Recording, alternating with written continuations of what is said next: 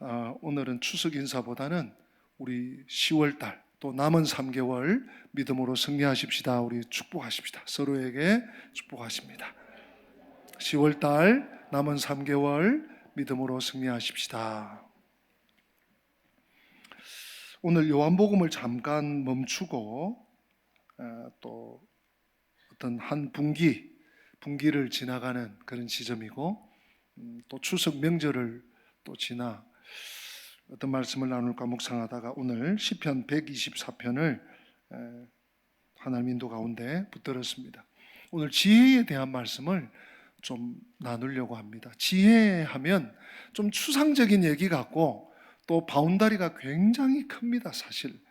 근데 지혜라는 것이 성경에 보면 결코 추상적이지 않습니다. 성경은요, 생각보다 굉장히 우리의 삶과 밀접될 뿐만 아니라 직접적이고 구체적입니다. 심지어 합리적인 면까지 있습니다. 지혜하면 우리가 가장 먼저 떠오르는 말씀이 하나님을, 여호와를 아는 것이 지혜요, 여호와를 경외하는 것이 지식의 근본이고 지혜의 근본이다 하는 말씀 우리 너무 잘 알고 있습니다. 잠언 1장 7절이 그러고요, 특별히 잠언 9장 10절에는 이 두 가지 말씀이 함께 녹아 있습니다. 우리 잠언 9장 10절에 이런 말씀이 있습니다. 여호와를 경외하는 것이 지혜의 뭡니까? 근본이요, 바닥, 기초입니다. 뿌리입니다. 또 거룩하신 자, 누구죠? 여호와 하나님을 아는 것이 지혜의 또 다른 말, 명철이다. 그러니까 같은 말씀이에요. 대꾸법입니다. 여호와를 경외하는 것이 지혜의 뿌리요, 근본이고, 또 그 여호와 하나님, 거룩하신 자를 아는 것이 또 다른 지혜, 명철이다. 그래서 우리 인생의 지혜는 하나님을 아는 것에서부터 출발하고요, 우리가 어떻게 하나님을 알 수 있습니까? 성경을 통해서 하나님 계시다, 하나님 살아계시다, 그 하나님이 너의 아버지, 너의 하나님이다 하는 사실을 우리가 믿음으로 고백합니다. 그래서 그 하나님이 살아계시다는 사실을 인정하고 고백하는 것, 그것이 지혜라는 것입니다. 성경에 전반적으로 보면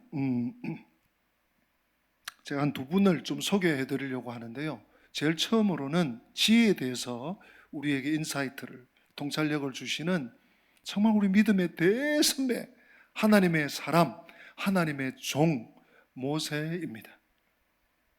모세는 어디서 지혜를 얻었는가 하면 때를 아는 것이 지혜구나 하는 것을 깨달았어요. 뭐를 아는 것? 때를 아는 것. 때를 아는 것.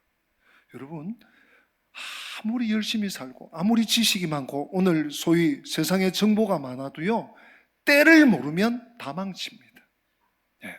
지금 내가 이 일을 해야 되는지 스톱해야 되는지, 지금 내가 가야 되는지 서야 되는지, 내가 이 말을 해야 되는지 하면 안 되는지, 이 행동을 내가 해야 되는지 하면 안 되는지 모르면 망합니다. 때를 아는 것이 지혜예요. 시편 90편 10절, 하나님의 사람 모세의 노래지요. 모세가 이렇게 노래합니다. 우리의 연수가 70이요 강건하면 80이라도 그 연수의 자랑은 슬픔뿐이요 신속히가 아니. 우리가 어떻게 간다고요? 날아갑니다. 인생이 얼마나 짧은지, 70년 80년, 고대 사회니까요 70년 80년도 많이 살은 겁니다. 물론 모세는 120까지 눈이 흐리지 않게 살았지만, 오늘날 과학이 발달하고 의술이 발달해서 90수, 100수 혹은 110수 하고 있지만 고대 70, 80 하면 거의 인생의 수명입니다. 모세가 그걸 깨닫죠. 그러고 중요한 말을 합니다. 우리 12절인데요, 시편 90편 12절은 우리 다 같이 마음에 새기면서 한번 읽어보십니다. 우리에게 우리 날 계수함을 가르치사 지혜로운 마음을 얻게 하소서. 한 번 더 읽어봅시다. 우리에게 우리 날 계수함을 가르치사 지혜로운 마음을 얻게 하소서. 아멘. 그렇습니다. 모세가 70년, 80년 사는데 내가 지금 60 몇 세, 50 몇 세, 혹은 더 젊을 수도 있지만, 혹은 70여 세를 살고 있다면 지금 끝이 다가오는구나. 10여 년밖에 안 남았구나. 몇 년밖에 안 남았구나. 이 세월을 내가 어떻게 살까? 우리 날 계수함을 가르치사 지혜의 마음을 얻게 하소서. 우리 날, 내가 사는 날을, 하나님의 때를, 내 인생의 때를 아는 것이 지혜라는 거예요. 하나님이 나에게 주신 생명, 하나님이 나에게 주신 수명, 하나님이 이 땅에 나에게 허락해 주신 나그네 세월이 얼마나 남았는지를 아는 것, 그것이 지혜요, 지혜로운 인생이라고 모세는 노래하고 있습니다. 또 한 분을 제가 소개하려고 합니다. 모세는 때를 아는 것이 지혜다 그랬는데, 이분은 족함을 아는 것이 지혜래요. 무엇을요? 족함, 만족. 이것만 해도 충분하다. 이것만 해도 감사하다. 여러분, 이번 추석 때 가족들과 모여서 어떤 덕담을 나누셨습니까? 하나님께 감사하셨습니까? 이번 추석 감사 예배 드리셨죠? 하나님께서 우리에게 다 주셨어요. 다 주셨어요. 하나님께서 우리가 기도할 때 주시고요, 또 우리가 알지 못할 때 필요한 것들을 채워주시고요, 우리의 모든 흥망성쇠를 우리의 안고 일었음을 감찰하셔서 다 주셨다고요.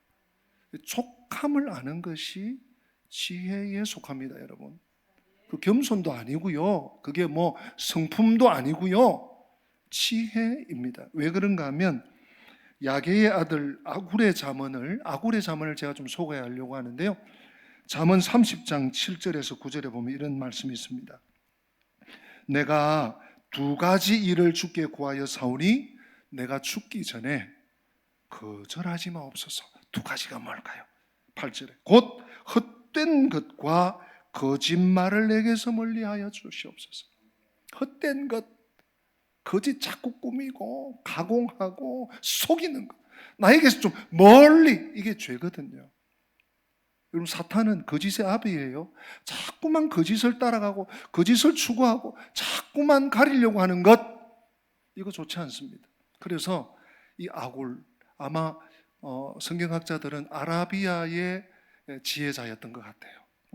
이분이 히브리는 아니었던 것 같습니다. 그런데 성경에 실릴 만큼, 성경의 감동에 실릴 만큼 지혜자죠. 무엇을 구합니까? 헛된 것과 거짓말을 나에게서 멀리해 주십시오. 이어지는 말씀 뭡니까? 나를 가난하게도 마옵시고 뭐하게도? 부하게도. 참 가난하게 마시고 좀 부유하게 해주십시오. 그래야 많은 사람들 도와주고 좋은 일도 좀 하고 교회 연보도 좀 하고 구제도 좀 하고 이럴 것 같은데, 근데 아굴은 아니에요. 가난하게도 말고 부하게도 마십시오. 오직 무엇으로? 필요한 양식으로 나를 먹이시옵소서. 왜 그랬을까요? 우리 9절 같이 한번 읽어보십시다.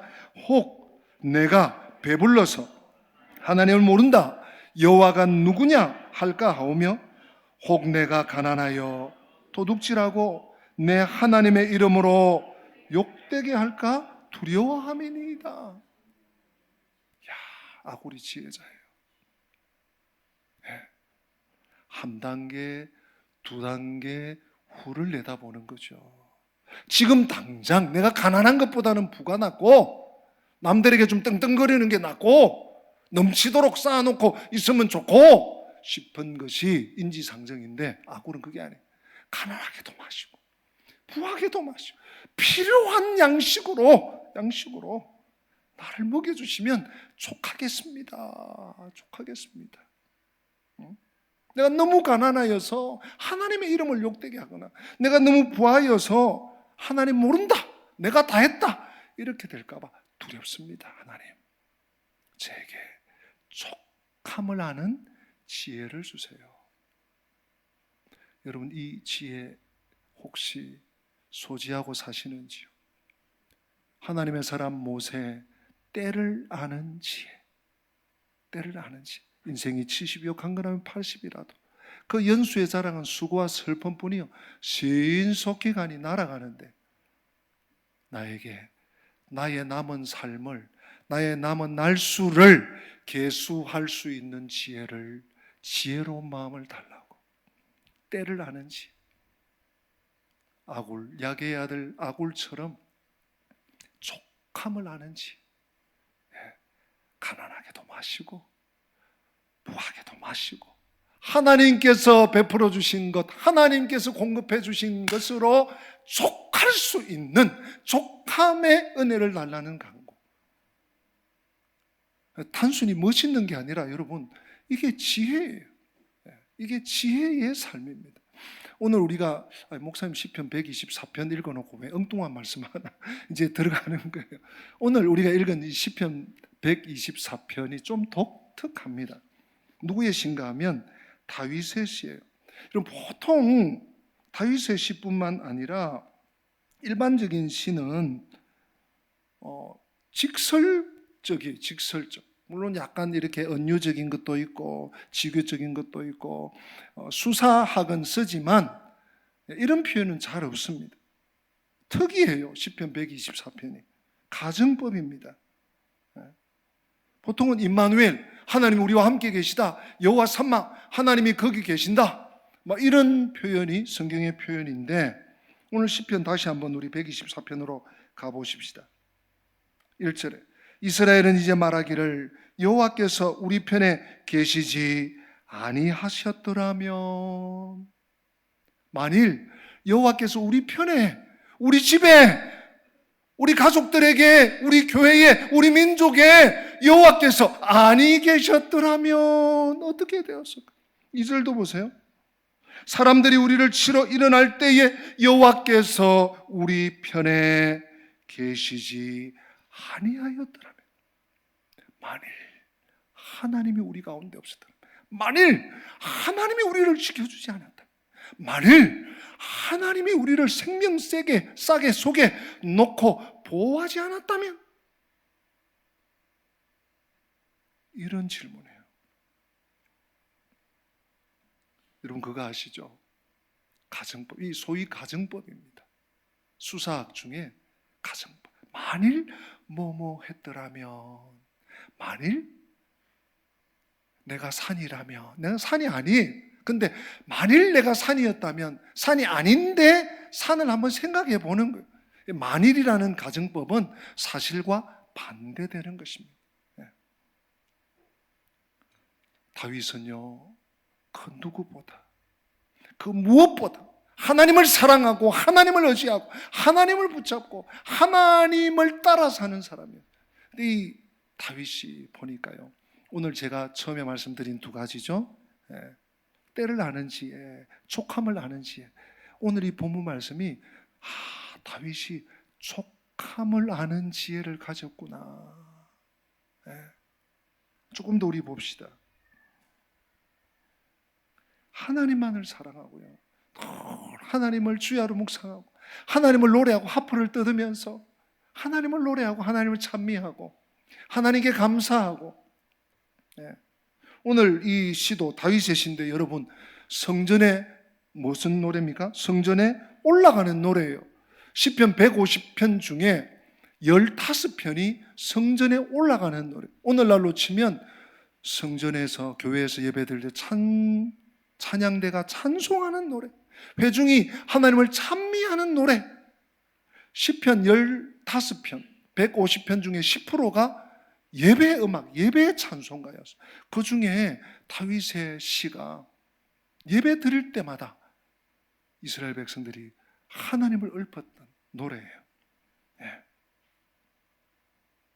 다윗이요, 정말 하나님을 마음으로 사랑하고 온 마음을 다해 사랑하고 자신의 생명같이 사랑하고 그분의 성품을, 그분이 하신 일을, 그분의 사역을 노래하든 감사하든, 그래서 그분과 늘 동행하든. 그래서 하나님이 야 다윗, 너 내 마음에 든다, 내 마음에 합한 자다 인정했던 몇 안 되는 인생 중에 한 사람 아니었습니까? 이 다윗이 하다 만일 하나님이 안 계셨더라면, 만일 하나님이 우리 중에 거하지 않았다면, 야, 너 다윗, 너 이스라엘, 너 예루살렘, 너 대한민국 어떻게 될 뻔했냐, 이거예요. 그리고요, 여러분 3절 보세요. 그때에, 제가 성경은 좀 구체적이라 그래요. 실제적입니다, 여러분. 그때에 실제 이런 일이 있은 거예요. 3절. 또 4절에 그때에 물이 우리를 휩쓸며 시내가 우리 영혼을 삼켰을 것이며, 5절에 그때에 넘치는 물이 우리 영혼을 삼켰을 것이다. 새삼 이 물을, 이 시편 124편을 묵상하다고요. 여러분, 연휴 중에도요, 저 미국 동부에 엄청난 물폭탄이 떨어졌습니다. 저 뉴욕주에 온 시내에 1시간에 100mm, 하루에 200mm 물폭탄이, 올해 부쩍, 물론 기후변화, 기상이변 이런 현상의 결과이겠지만, 이 물의 위력을, 물의 두려움을 우리가 체감하고 있는데, 다윗이 그 노래를 해요. 그러나 이 시어구기 때문에, 시 단어기 때문에 단순한 물만이 아닌 거예요. 인생에 정말 그 홍수같이 밀어닥치는 일들, 상황들, 전쟁터의 적군들, 나라를 또 다스려 가면서 일어나는 반란들, 여러 일들을 함축하고 있는 용어가 물입니다. 그때에 하나님이 우리 가운데 안 계셨더라면 우리 어떡할 뻔했나. 여러분, 사실 돌아보면 우리도 마찬가지 아닙니까? 그때에 하나님이 내 병을 발견하지 않았더라면, 발견되게 하지 않았더라면 나는 오늘 없어. 저도 마찬가지입니다. 말단 비대증 그런 거 있는 줄도 몰랐어요. 유학 간다고 가 있다, 그런 것도 모르고 딩딩 부어 있는데 하나님이 딱 발견되게 하셔서 딱 처치하게 하시고, 그때에 만일 하나님이 안 계시더라면, 죄송합니다 여러분, 골로 가는 겁니다. 찍 소리 못하고 가는 겁니다. 만일 하나님이 우리 가정을, 우리 자녀들을, 우리의 기업을, 산업을, 우리의 경제를 돌봐주시지 않았더라면 가는 거예요. 그렇지 않습니까? 생각해 보니 끔찍한 거예요. 다윗이 하나님이 부재했다, 하나님이 우리 가운데 안 계셨다, 끔찍한 거예요. 산채로 삼킴당하는 거예요. 그런 고통과 두려움과 불행이 임하는 것입니다. 그런데 이렇지 않다는 가정법은 현재 사실의 반대다. 족함을 하는, 하나님이 계셔서, 내가 뭘 해서 뭐 성공해서 뭐 부유해서 아니고 하나님이 계신 것만으로도, 아무것도 이룬 거 없어도, 아무것도 잘난 거 없어도, 아무것도 잘하는 거 없어도 하나님을 알고 그 하나님을 나의 주, 나의 하나님으로 믿고 그 하나님을 따라 살 수 있는 믿음이 은혜인 줄로 믿습니다. 다윗에게 이 감사가 있는, 하나님은 지금도 살아계시며 영원히 우리 편이시고 우리를 위하여 일하고 계신 줄 믿으시기를 축복합니다. 다윗의 찬송은 여기서 시작됩니다. 우리 6절 한번 읽어보십시다. 6절입니다. 우리를 내주어 그들의 이에 씹히지 아니하게 하신 여호와를 찬송할지로다. 아멘. 여러분, 좀 시편이 웃기지 않습니까? 이 시편 124편이 좀 독특하지 않습니까? 하나님이 우리를 보호하셔서 우리를 위경 중에 구원해 주심을 우리는 찬송하리로다 이러지 않고요, 우리를 내주어 그들의 이에 씹히지 않게 하신 여호와를 찬송할지로다. 마치 지금 동물들이 싸우는 것 같아요. 한 번씩 동물 영상을 보면요, 막 사자가 막 하마를 쥐어뜯고, 사자가 코뿔소를 쥐어뜯고 도망가고, 하이에나가 또 먹이를 먹고 먹히는 먹이 사슬, 이런 그런 그림을 보는 것 같지 않습니까? 우리가 야수에게, 짐승에게 먹히지 아니하도록 하신 하나님, 7절도 읽어보십시다. 여러분 7절 다 같이. 우리의 영혼이 사냥꾼의 올무에서 벗어난 새같이 되었나니 올무가 끊어짐으로 우리가 벗어났도다. 여러분 놀랍지 않습니까? 조금 이런 표현을 보면서 시구이지만, 시적인 표현이지만 좀 거칠다 이렇게 혹시 생각하시는 분 계십니까? 다윗이 감격스러운 거예요. 우리의 영혼이, 내 영혼이 사냥꾼의 올무에서 벗어난 새같이. 사냥꾼이 총만 쏘는 것이 아니라 올무를 탁 쳐놨어. 막 자유롭게 날아가다가 뭐 먹이가 있는 것 같아서 쏙 들어갔는데 올무네 헤어나올 수 없어요. 붙잡혀가서 죽고 먹이가 되는 수밖에 없는데 거기서 구출된 거예요. 왜? 올무가 끊어졌어. 우리 주 예수 그리스도의 은혜로 올무가, 죄악의 올무가 끊어진 줄로 믿습니다. 다윗이 이 경험을 하는 거예요.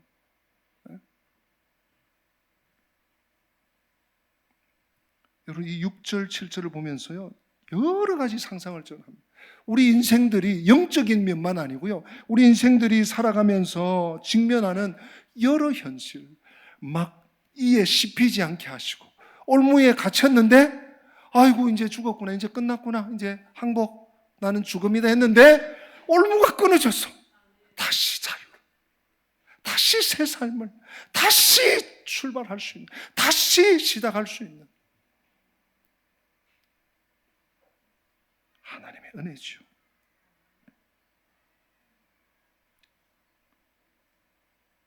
사람의 마음이 여러분 그렇습니다. 다윗과 달리 있을 때는 귀한 줄 몰라요. 네. 그래서 더 쪼고, 더 짜고, 더 바래고, 더 요구하고, 불평하고. 근데 막상 그가 없어지면 그제서 깨닫습니다. 그분의 존재만으로도 감사했구나. 여러분 직장에서도 그런 거 느끼지 않으세요? 네. 혹 내가 미워했거나 싫어했거나 나와 안 맞는 사람, 저 사람만 없어도 내가 일할 만하겠다 싶어. 그 사람 나가봐요. 네. 2명, 3명, 2사람, 3사람분 해야 돼. 네. 존재만으로도 감사해야 되죠. 우리는요 서로. 그래서 공동체입니다. 교회 공동체입니다. 나중에 후회하지 말고 있을 때, 속된 말로 있을 때 잘해, 있을 때 사랑하고, 있을 때 칭찬하고, 있을 때 존중하고, 있을 때 감사할 수 있는 10월, 11월, 12월이 되시기를 축복합니다. 없다고 생각하면요 있는 것만으로도 감사해요. 불평이 없어져요. 이것이 바로 촉함을 아는 지혜입니다. 다윗이 하나님이 안 계셨더라면 그때에 여러분 그때가 3번이에요. 그때도 와 하나님 계셔서 살았어. 또 몇 년 지나서 그때, 올해도 그때, 올해 1월부터 9월까지 여러분 압축해서 한번 생각해 보세요. 그때에 하나님이 안 계셨더라. 여러분 존재만으로도 감사한 거예요. 내가 지금 숨 쉴 수 있는 것만으로 감사. 제가 이 오른쪽 치아가 별로 좋지도 않지만 그 대신방 전에 이게 약간 실금이 같다는 얘기를 한 달여 전에 치과에서 듣고 좀 지켜봅시다. 아직 뭐 치료할 단계는 아닙니다. 신방 끝나고 이제 한번 가야지 했는데 이번 딱 추석 명절에 이게 왔어요. 와가지고 내내 진통제 먹으면서 이거 괜찮을 때 갔어야 되는데, 조금 더 붙어 있을 때 갔어야 되는데 갈 걸. 여러분 참 미련한 인생이죠. 제가 저를 봐도 한심하더라고요. 이것부터 했어야 되는데. 근데 치과에서도 조금 더 봅시다 목사님, 조금 아직까지 좀 아까워요, 좀 더 봅시다. 여러분 있는 것만으로, 내 이가 부러지지 않고 제자리에 잘 붙어 있는 것만으로도, 아니 지금 내 이가 많이 상하고 나빠지고 안 좋고 하지만 내가 음식을 조금씩이라도 씹을 수 있는 것만으로도, 내 눈이 시력이 나빠지고 자꾸만 덜해지고 내 귀가 잘 안 들려도 지금 내가 살아있는 것만으로도 감사할 것밖에 없는 줄로 압니다. 그래서 다윗은 이렇게 노래를 마치고 있습니다. 우리 8절입니다. 같이 한번 읽어보십니다. 우리의 도움은 천지를 지으신 여호와의 이름에 있도다. 아멘. 우리의 도움은 여러분 다윗만 아닙니다. 이 성경을 하나님의 말씀으로, 하나님의 영감된 감동된 말씀으로 믿는 사람이라면 우리의 도움은 이 세상에 있지 않습니다. 세상에 잠깐 있다가 없어지는 권력에 있지 않습니다.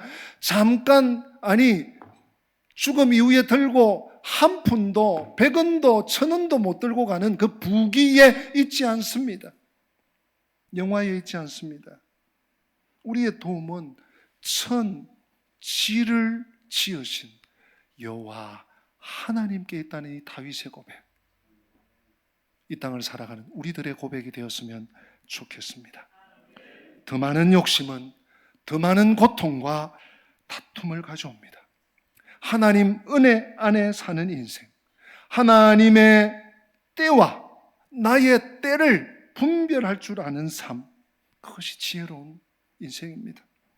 하나님의 은혜의 족함을 아는 삶, 그것이 지혜의 인생입니다. 오늘까지 여기까지 나를 붙들어 주시고 인도하셨고 또 앞으로도 사는 날 동안 영원토록 인도하실 아버지께 감사와 맡김으로 후반기를 달려가는 우리 영광의 가족들 다 되시기를 주님의 이름으로 축복합니다. 이 말씀 마음에 새기면서 다 같이 기립하셔서 찬양하십시다. 나 같은 죄인 살리신 주 은혜 놀라와.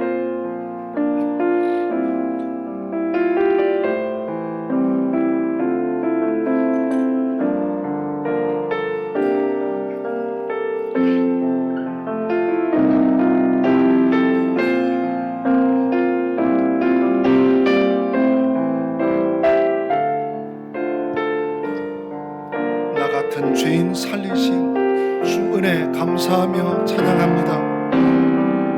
나 같은 죄인 살리신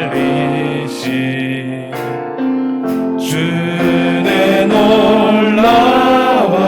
잃었던 생명 찾았고 잃었던 생명 찾았고 광명을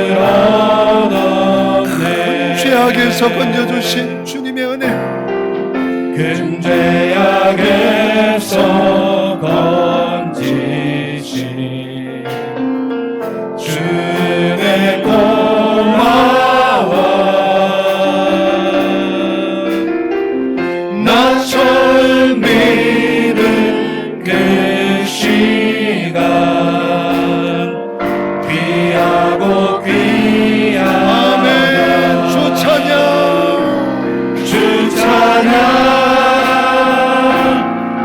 찬양 내 마음 다해 주 찬양 주 찬양 내 생명 다해. 이제껏 내가 산 것도 이제껏 내가 산 것 주님의 은혜입니다. 주님의 은혜가 또 나를 장차 본향에 인도해 주시니. 아멘. 거기서 우리 영원 주님의 은혜로 주님의 은혜로